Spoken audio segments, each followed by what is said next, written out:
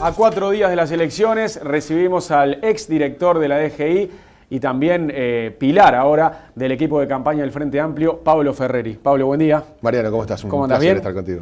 Bueno, un gustazo tenerte. Pablo, ¿qué poquito queda? Queda poquito, Sí. estamos llegando a instancias decisivas, ya llegamos todos, me imagino que esto debe ser para todos los partidos, llegamos todos con la lengua afuera, ya maratónicas jornadas recorridas por todo el país. Pero también creo que trasciende a los partidos con mucha alegría, pues son épocas festivas para la democracia y está muy bueno que esto ocurra, ¿no? Así que cansado, pero muy contento y esperanzado con el resultado del 26. Y hoy es una noche para mirar la tele, porque casi todos los noticieros intentarán dar su última encuesta de intención de voto hoy para tener mañana las repercusiones en el último día previo a la veda.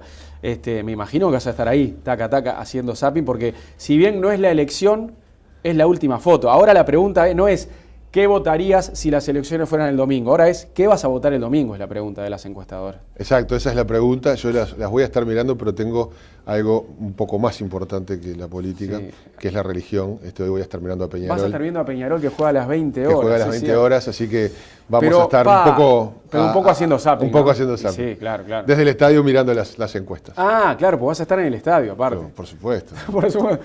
Bueno, ¿cómo la ves? A ver, el panorama parece ya definido, por más que los referentes de la izquierda se empeñan en decir tengo la ilusión de ganar este domingo, pero la segunda vuelta parece casi asegurada, ¿no es así?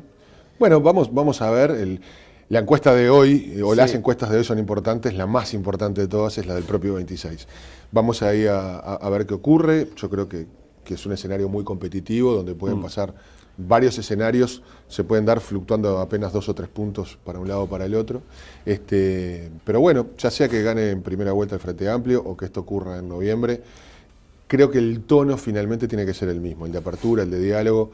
Acá está claro que básicamente hay dos bloques bastante grandes y mal haría el país si uno no escucha al otro, si no conversa con el otro. Me parece que más allá de un triunfo en primera vuelta o en segunda, los caminos de diálogos tienen que ser abiertos en una campaña que además yo creo que para lo que es la historia de las campañas en Uruguay ha sido bastante de guante blanco en general, más allá de algunos episodios puntuales.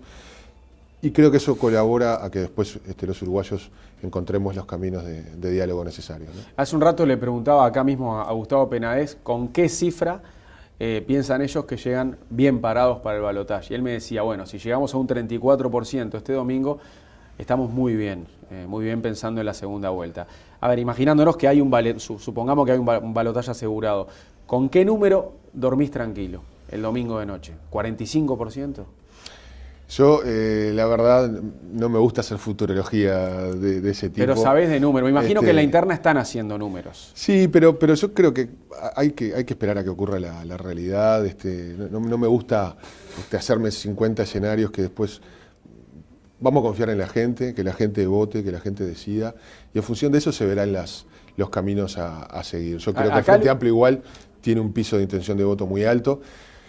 Para haber estado 10 años en el gobierno, tener un piso de 41, 42, que cuando uno además le proyecta indeciso se va a 44, 45 por lo menos, habla de un respaldo popular muy importante, ¿no? Por lo tanto, yo estoy confiado de que el Frente Amplio tiene posibilidades de obtener mayorías parlamentarias.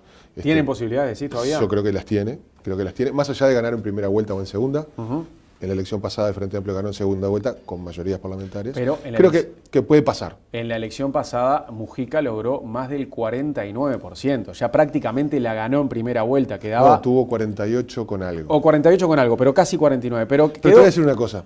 Quedó un pasito. El candidato del Partido Nacional, Lacalle Pou, con la efervescencia que se ha generado con la campaña de marketing y demás, hoy tiene menos intención de voto que la que tenía a este mismo momento su padre en la elección anterior. Hay que mirar las encuestas. Sí. Tiene menos intención de voto que la que tenía su padre a pocos días de las elecciones. Así que, por eso digo, todo puede pasar. Las encuestas yo creo que hacen un trabajo serio y profesional, pero esta elección en particular hace un poco más difícil todo de medir por esos márgenes tan estrechos. Así que vamos a ver el 26 qué pasa. El 27 de octubre, además, es mi cumpleaños. Espero festejar el triunfo del Frente Amplio. Así uno supone que para esa segunda vuelta el Frente va a tener que salir a seducir a más gente de la que sedujo en 2009. En 2009 hubo que seducir a muy poquitos, porque, como decíamos recién, Mujica quedó a un paso. ¿Cómo hacen para ganarse a colorados, que estén ahí dudando, para ganarse a los independientes, que capaz que votan 3,8, no sé, o 3,5? ¿Cómo van a hacer? Sí, yo creo que hay 2 o 3 líneas que son las más importantes. La primera son las credenciales obtenidas por lo hecho en el pasado para poder hablar del futuro. Es decir, el Frente Amplio tiene una propuesta programática muy fuerte. Creo yo que tenemos de lejos el mejor candidato, con experiencia, probado en las difíciles. Mariano, hay que haber gobernado Uruguay en el 2005 después del desastre en el cual estaba Uruguay. Hay que haber gobernado. Pero se puede hacer otra lectura, y es que en los últimos años del Partido Colorado se hizo algo como para dejar el país ya en una Teníamos 17% de desempleo, que iba al doble en mujeres y niños, 40% de pobreza, 6% de indigencia, ollas populares, miles de uruguayos que emigraban. Uruguay estaba postrado.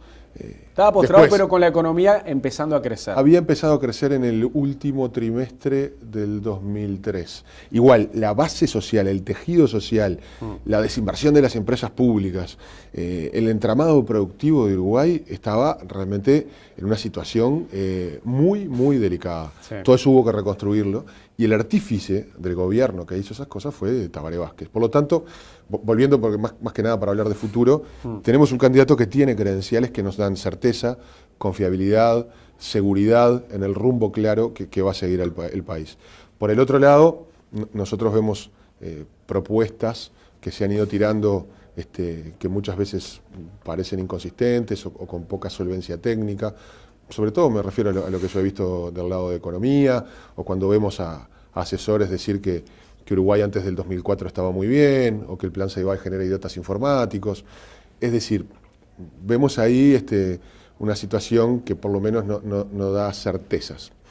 Por otro lado, también es claro que el Partido Nacional y el Partido Colorado tendrán que hacer una coalición. Esa coalición estará encabezada por los sectores más conservadores de estos partidos, es decir, por Lacalle y Bordaberry, y ahí hay un espacio de votantes o de ciudadanos con sensibilidades wilsonistas y vallistas, que yo no sé si la opción más clara es votar una dupla a Lacalle-Bordaberry. Por lo tanto, un candidato con certezas y por el otro lado un proyecto tan conservador son las cosas que van a estar arriba de la mesa. ¿A vos te parece que Luis Lacalle Pou es igual de conservador que su padre o que las viejas estructuras herreristas? Sí. Y te digo por qué. Porque él se ha despegado de eso. Hay que soplar bien fuerte para disipar los humos del marketing. Cuando soplamos fuerte y eso desaparece, vemos las propuestas reales. Cuando yo escucho a un candidato decir que hay que suspender, por ejemplo, las excavaciones para buscar restos de desaparecidos porque ya está... Después dijo que había sido un error eso. Fue un gravísimo error, pero demuestra lo que piensa. Cuando vemos a un asesor decir que el plan Ceibal genera idiotas informáticos, a mí me parece muy grave. Cuando vemos a sus principales asesores económicos decir que como estaba el Uruguay en el 2004, con la situación que describí anteriormente, estaba muy bien, me parece un problema. Cuando vemos a un equipo económico que habla con una visión reduccionista y tecnocrática de la economía, es decir, preocupado por un número o por otro, pero no vemos hablar de un rumbo estratégico, de un proyecto nacional de desarrollo, bueno, son las mismas características que tuvieron los gobiernos de coalición blanca y colorada en la década de los 90, que tuvieron el resultado que tuvieron en los años 2000, 2001 y 2002, porque hubo condicionantes externas, pero lo hecho y las políticas públicas hechas durante esos años, vaya que fueron importantes a la hora de ese desenlace fatal. Se complicó un poco la campaña para el Frente Amplio después del balotaje, después de las internas, cuando hubo unas encuestas ahí un poco críticas, sobre todo aquellas de equipos que le daba un 39%, y me acuerdo que Lucía Topolansky dijo el susto despertó al mamado. Ahí parecía que el Frente se recomponía y despegaba, se recompuso porque detuvo la caída. Pero ¿por qué no logró mejorar y llegamos a la primera vuelta con un panorama impredecible? ¿Qué pasó? Bueno, pero mira, tomando esa encuesta de equipos, quizás hubo alguna fase de la campaña que generó algún problema que terminó en ese 39%, pero si tomamos las mismas encuestas de equipos, que fue quien dio este porcentaje, a la siguiente ya dio 40 y a la siguiente dio 41. Y además esa encuesta tiene, si yo no recuerdo mal, un 9 o 10% de indecisos, de los cuales el Frente Amplio va a captar un número importante. De vuelta, estamos en el entorno de los 45 puntos cuando proyecta indecisos. ¿Vos esperás que esta noche siga mostrando un crecimiento esa gráfica? Esperemos que sí. Nosotros lo palpamos en la gente, lo palpamos, obviamente las sensaciones individuales es difícil traspolarlas a una encuesta que tiene datos generales. Pero Mariano, he visto los actos en el interior, lo que fue el acto en Salto, en Paysandú, en Colonia, ayer en San José, ¿Pero te parece que se puede medir en un acto? Porque los blancos pueden decir lo mismo, no sabés lo que fue el acto en Soriano, no sabés lo que fue el acto en Maldonado. Pero cuando vos lo comparás con lo que fueron los actos en campañas anteriores, realmente en varios lugares el Frente Amplio está haciendo los actos más grandes de su historia, sobre todo en el interior. Y hay que tenerlo en cuenta eso, ¿no? Yo veo un fervor creciente, una alegría que se ha ido contagiando. Si eso después se traduce o no en los puntos de una encuesta, habrá que verlo. Pero yo siento que ese camino de crecimiento del Frente Amplio ha venido ocurriendo y no veo ningún motivo para que pare, sino al contrario, para que tome todavía más fuerza, ¿no? ¿Cómo imaginás al Frente Amplio gobernando sin mayorías parlamentarias? Me parece absolutamente posible. El Frente Amplio es una coalición de varios sectores, por lo cual tiene íncito en su cultura más profunda, más histórica, el diálogo, los acuerdos, el llegar a acuerdos y generar síntesis. Por lo tanto, no veo ningún problema en que podamos hacerlo para afuera. De hecho, contamos con un candidato que cuando fue electo presidente de la República, en ese caos que yo te decía que estaba el país, lo primero que hizo fue ir a recorrer las sedes partidarias de todos los partidos políticos. Por lo tanto, la voluntad de diálogo está, por nuestra propia cultura interna, pero también por un candidato que se ha caracterizado por tener este tipo de gestos. Esperemos que despejemos el resultado. Va a haber un partido de gobierno y una oposición, sea quien sea. Esperemos que tanto el gobierno como la oposición estén a la altura de las circunstancias para que el país pueda encontrar esos caminos de entendimiento. Y Tabaré lo ha dicho, hay propuestas que son más que estudiables porque pueden ir en una buena línea. El diálogo tiene que estar arriba de la mesa y de parte del Frente Amplio va a estar. Te propongo repasar un spot que salió en las últimas semanas en el que la fórmula del Frente Amplio aparece con integrantes de ese equipo económico, ¿no? Realzan la figura de los que integran ese equipo económico. Vamos a verlo. Hablemos en serio. Hablemos de elegir un presidente y un rumbo económico. Porque es mucho lo que está en juego y en esta materia no se puede improvisar. Para algunos, cuando la economía anda bien es por milagro. Son los mismos que cuando la economía anda mal tienen como única receta un ajuste fiscal. Medida que, como siempre, perjudica a los que trabajan, a los que emprenden, a los que generan empleo. Cuando nosotros elegimos un equipo económico, estamos eligiendo conductores de la economía. Personas que han demostrado, en tiempos de bonanza y también de adversidad, que pueden llevar al país a un nivel de desarrollo que nunca antes conocimos. ¿Vas a poner en riesgo todo lo que lograste en estos años? Uruguay no se detiene. Vota Frente Amplio.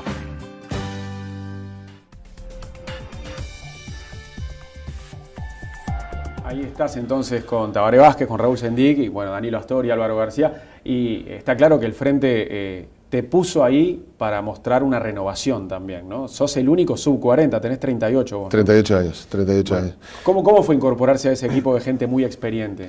La verdad que para mí es un aprendizaje diario. Esto es una suerte de universidad política, ¿no?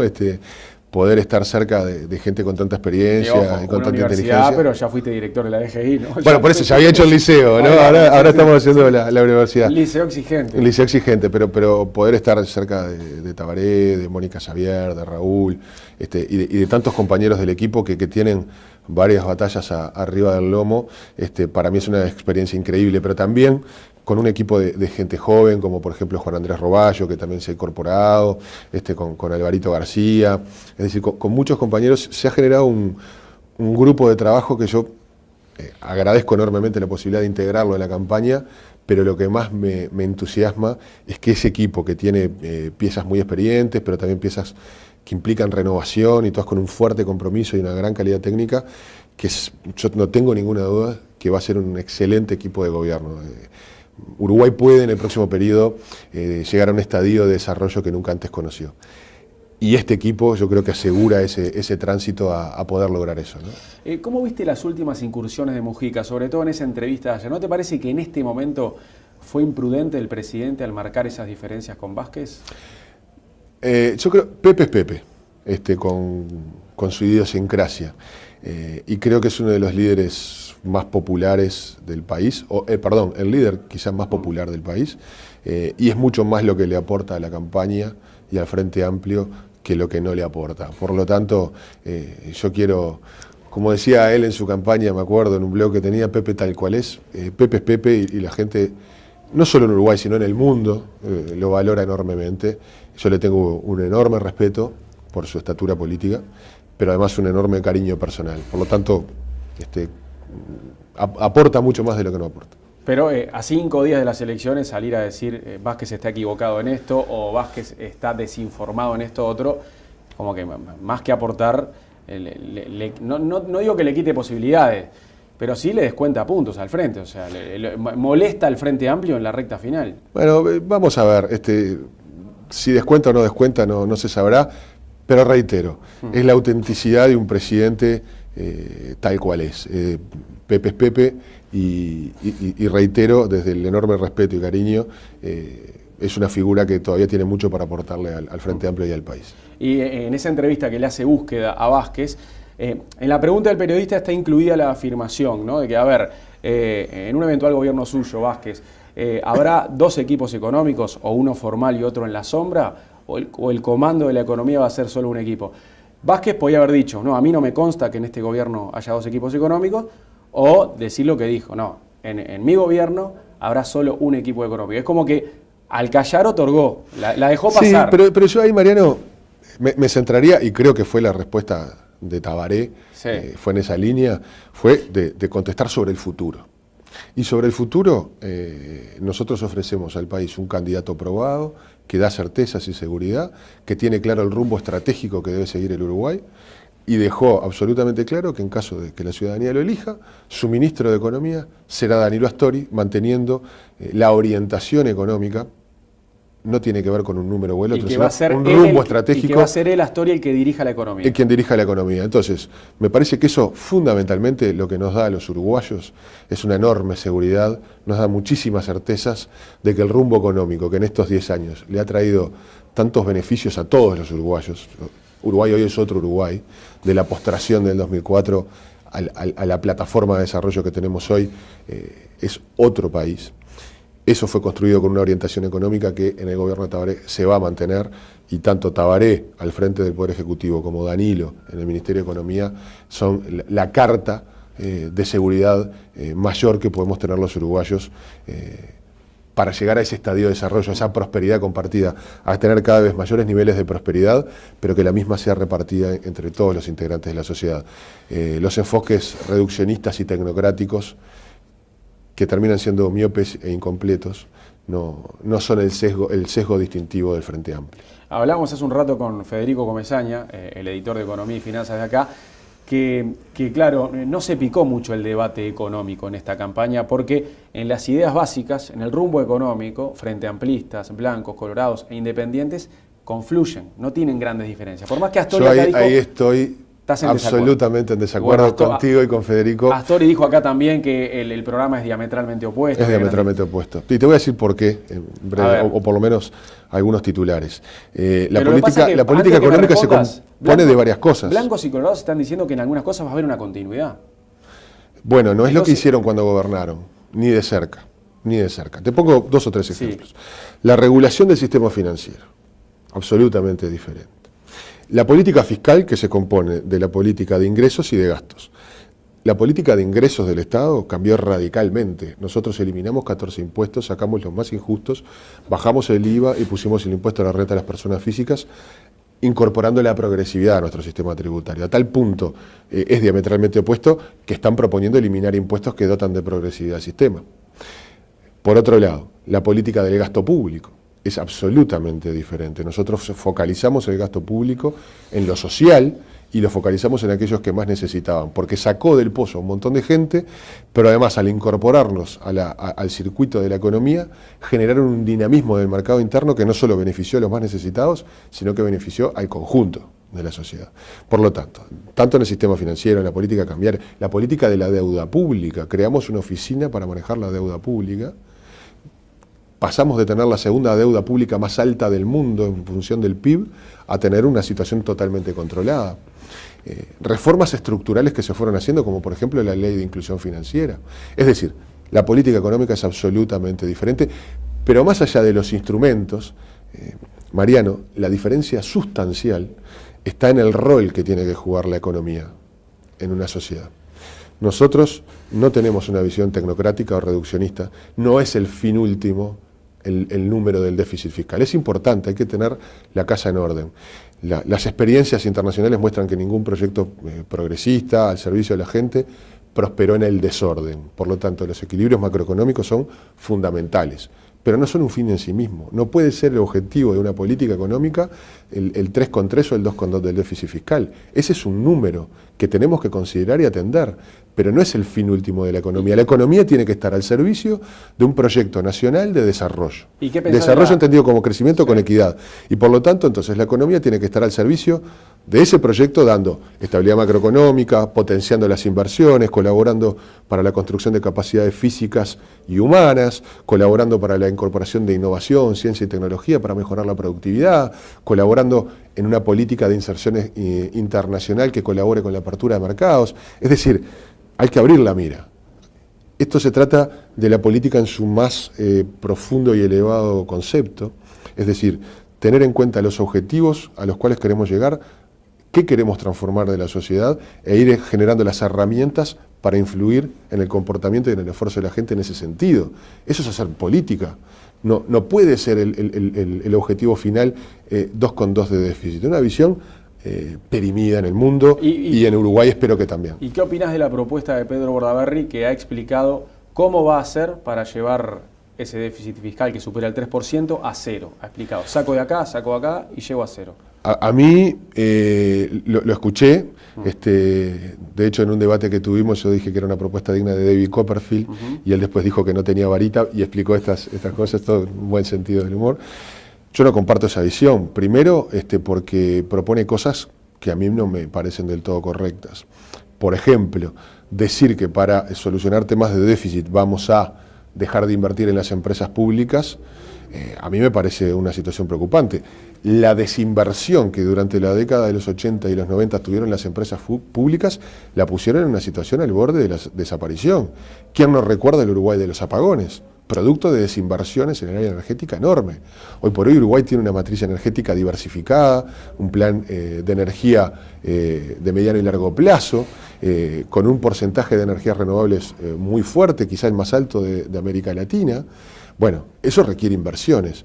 Dejar las empresas públicas sin inversiones me parece un error. Pero hay otros ejemplos de cosas que yo considero, por lo menos no en el sentido correcto.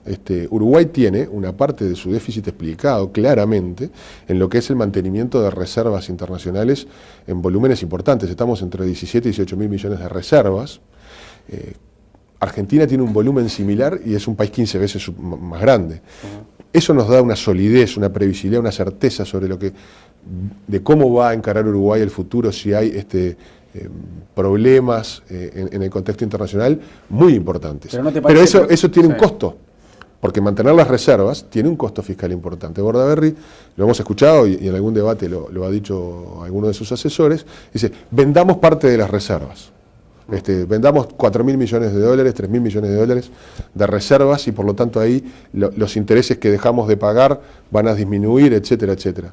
Bueno, preguntale, Mariano, a cualquier actor de plaza económica lo que pasaría si tiramos al mercado de golpe 3.000 millones de dólares.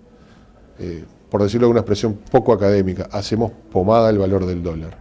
¿Sí? Eso generaría problemas muy fuertes en la economía uruguaya. Por lo tanto, me parece un error técnico importante de quien se lo sugiere y me parecería una medida nefasta para la economía uruguaya. Pero por lo tanto, no me parece... Sí, podemos hablar... ¿Pero no te parece preocupante la cifra de déficit hoy? Yo creo que es una cifra absolutamente manejable. ¿Por qué digo esto? Porque hay que tener en cuenta el 3,3 de déficit, pero también, por ejemplo, lo que son las reservas que tiene el país. ¿Cuál es el perfil de deuda? Uruguay tiene vencimientos bastante chatos en los próximos años, es decir, tiene una deuda manejable que mejoró en función a lo que es el PIB, pero sobre todo en el horizonte de pagos. El 60% de esa deuda está en moneda nacional. Es decir, cuando miramos todos los números en su conjunto, nos muestran un escenario macroeconómico de mucha solidez. Hemos ido solucionando vulnerabilidades de la economía y esto nos permite mirar el futuro con optimismo. ¿Esto implica que el déficit no haya que controlarlo? De ninguna manera. El Frente Amplio tiene una propuesta seria que pretende controlar ese déficit e ir moderándolo en el correr del tiempo. Pero producto de que hay cosas que se podrán ir manejando diferente. Por ejemplo, hubo que generar niveles muy fuertes de inversiones en empresas públicas en algunas áreas porque había que ponerlas a tono con la realidad, producto de esa desinversión enorme. Hoy estamos en otra época, capaz que en algún caso se puede ir manejando de manera diferente eso. Tenemos previsto un horizonte de crecimiento de nuestra economía, también de continuar con un muy buen desempeño de los organismos fiscalizadores para que, sin poner nuevos impuestos, podamos continuar disminuyendo la evasión, tanto en lo que es la seguridad social como es en el pago de impuestos, e ir generando ahí recursos genuinos. Es decir, hay varias herramientas para poder ir construyendo esa solidez fiscal, para mantener esa solidez fiscal que ya está construida, y tenemos credenciales para hablar de ello. En estos 10 años la economía uruguaya se ha caracterizado por su prolijidad, y así va a continuar siendo.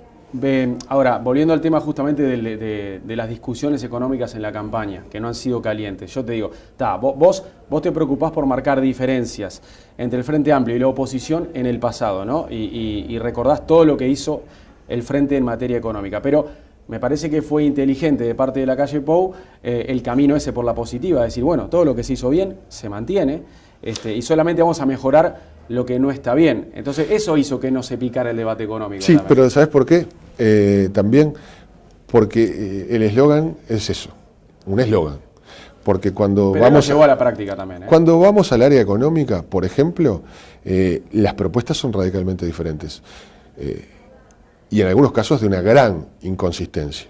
Que a mí me hubiera encantado poder decírselo a Arbeleche, pero bueno, en debates que estaban pautados ella finalmente no fue. ¿Por qué digo que son diferentes? El Partido Nacional parte de la premisa de que hay una situación fiscal muy complicada, ¿no? Lo han dicho en diversos lugares.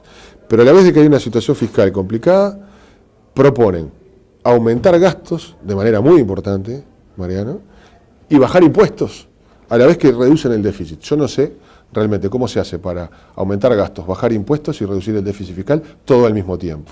A mí me parece eso de una gran inconsistencia que lo único que genera es falta de certezas en la economía, y esto es un valor fundamental para los agentes económicos. Por ejemplo, hablar de que está complicado el déficit y renglón seguido proponer eliminar el IAS, que son como 230 millones de dólares, o proponer aumentar el mínimo no imponible del IRPF, que son decenas de millones de dólares en algunas propuestas, o proponer sacarle el IMESI al gasoil, algún impuesto al gasoil, y por otro lado plantear planes de asentamiento cero, aumentar las asignaciones familiares, etcétera, etcétera. Ese globo genera un descalce de aproximadamente 1.000 millones de dólares.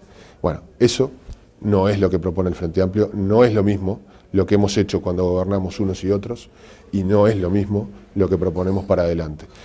Creemos humildemente que el Frente Amplio ofrece certezas, seguridades en materia económica, porque mantiene sobre todo esa mirada estratégica de rumbo en el país. ¿Y por qué el Frente insiste en la idea de que, los consejos de salarios corren riesgo, el plan Ceibal también y otras cosas también, cuando la calle Pou ya dijo que eso lo va a mantener? Su principal asesora, o una de sus principales asesoras en materia de educación, dice que genera idiotas informáticos. Uno de sus principales asesores económicos dice que el Uruguay antes del 2004 estaba muy bien. Entonces, ¿pero a quién le creemos? ¿Al asesor o al candidato? Bueno, pero entonces, a ver, justamente, con todo respeto, Hasta Arbeleche se distanció. Un de esa candidato postura. que está peleado con sus asesores más importantes o que dicen cosas totalmente diametralmente opuestas, a mí me genera una gran desconfianza. El candidato va para allá y los asesores van para allá. Realmente me parece algo complicado, y 5 años de nuestra vida es mucho tiempo. Mucho tiempo. Luis Eduardo González dijo acá que la postura por la positiva de la calle Pou fue tan acertada en materia de campaña que hoy Vázquez está por la positiva, sin utilizar el eslogan, pero actúa por la positiva. Comentarios de comentaristas yo no puedo entrar. ¿Te parece que Tabaré Vázquez adoptó ese camino también de no ir a confrontar, de no ir a criticar tanto? Yo te ponía el ejemplo de la actitud de Tabaré Vázquez en el año 2004-2005, cuando ganó las elecciones y antes de asumir, de recorrer la sede de todos los partidos políticos. Entonces, la actitud de Vázquez de diálogo y de respeto hacia los demás es un signo característico de su vida política.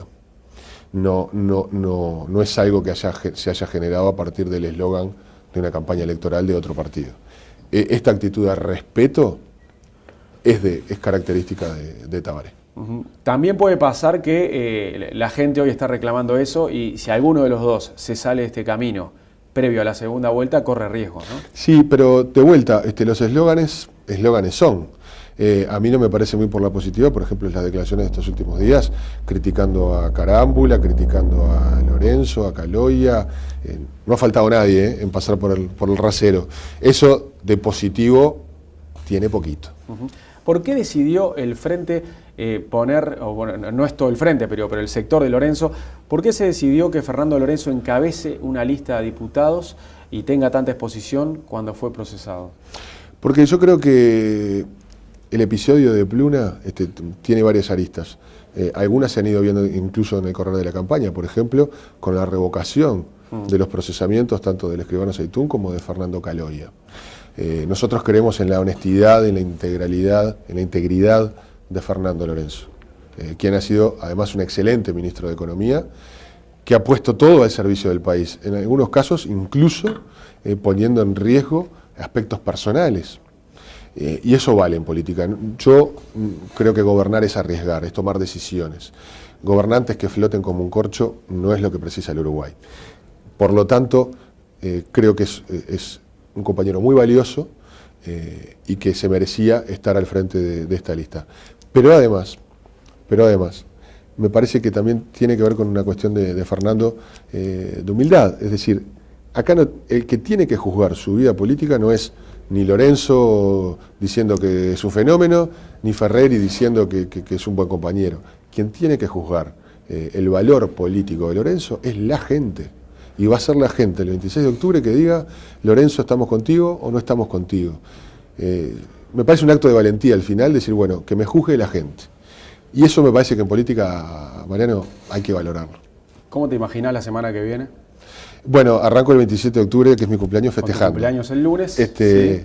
Y bueno, veremos después qué nos va deparando la semana. Pero todo se perfila para que tengas un mes más de trabajo.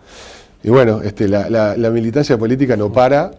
Trabajo va a haber igual, porque si tenemos balotaje, estaremos trabajando en la campaña. Claro, yo me refería y si ganamos el 26 de octubre, como esta Tabaré, además de perfeccionista y de trabajador, el 27 de octubre va a estar ya preparando su gobierno. Así que vamos a tener que estar trabajando a full en cualquier escenario. Gracias por visitarnos, Pablo. Sí, un placer enorme. Que pases bien, El Frente Amplio igual tiene un piso de intención de voto muy alto. Para haber estado 10 años en el gobierno, tener un piso de 41, 42, que cuando uno además le proyecta indeciso se va a 44, 45 por lo menos, habla de un respaldo popular muy importante, ¿no? Por lo tanto, yo estoy confiado realmente de que el Frente Amplio tiene posibilidades de obtener mayorías parlamentarias. ¿Tienen posibilidades, sí, todavía? Yo creo que las tiene, más allá de ganar en primera vuelta o en segunda. en la elección pasada el Frente Amplio ganó en segunda vuelta con mayorías parlamentarias. Pero creo que puede pasar. En la elección pasada Mujica logró más del 49%, ya prácticamente la ganó en primera vuelta, quedaba... No, tuvo 48 con algo. O 48 con algo, pero casi 49. Pero te voy a decir una cosa. Quedó un pasito. El candidato del Partido Nacional, Lacalle Pou, con la efervescencia que se ha generado con la campaña de marketing y demás, hoy tiene menos intención de voto que la que tenía a este mismo momento su padre en la elección anterior.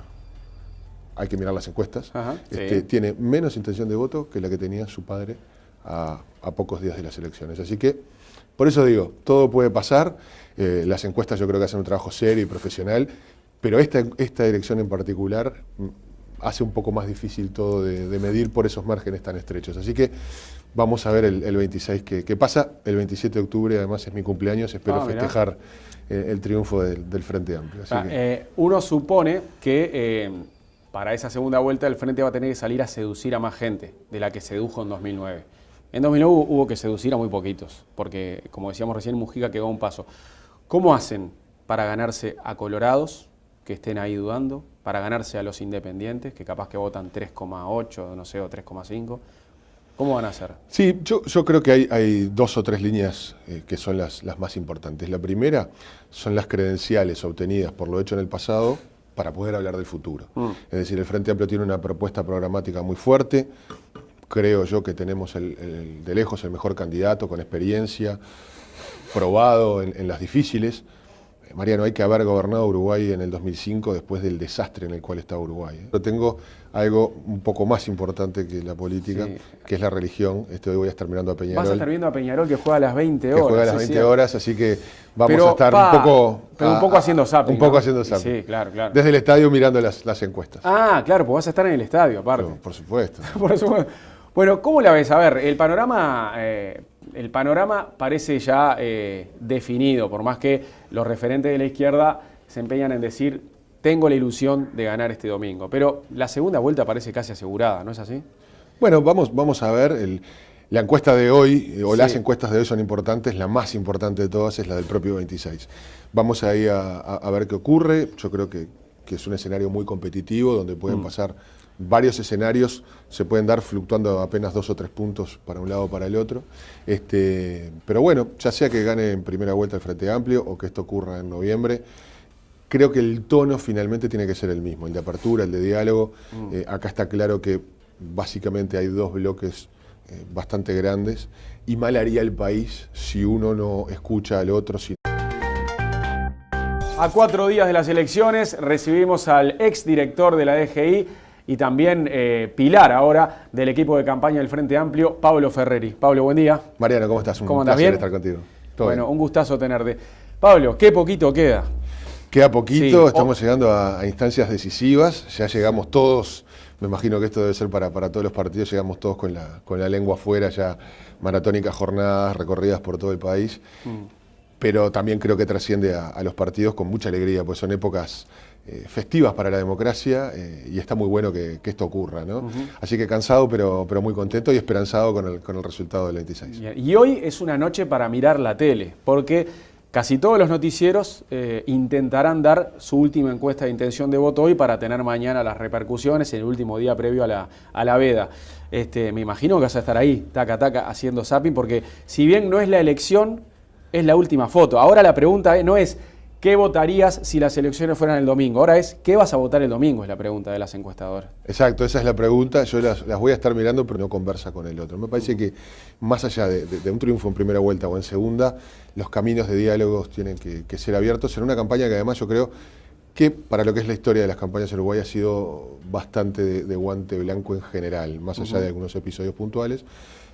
Y creo que eso colabora a que después los uruguayos encontremos los caminos de diálogo necesarios, ¿no? Hace un rato le preguntaba acá mismo a Gustavo Penades con qué cifra piensan ellos que llegan bien parados para el balotaje. Y él me decía, bueno, si llegamos a un 34% este domingo, estamos muy bien pensando en la segunda vuelta. A ver, imaginándonos que hay supongamos que hay un balotaje asegurado, ¿con qué número dormís tranquilo el domingo de noche? ¿45%?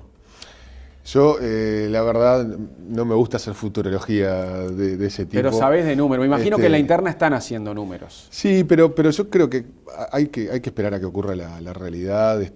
No me gusta hacerme 50 escenarios que después... Vamos a confiar en la gente, que la gente vote, que la gente decida. Y en función de eso se verán los caminos a seguir. Yo creo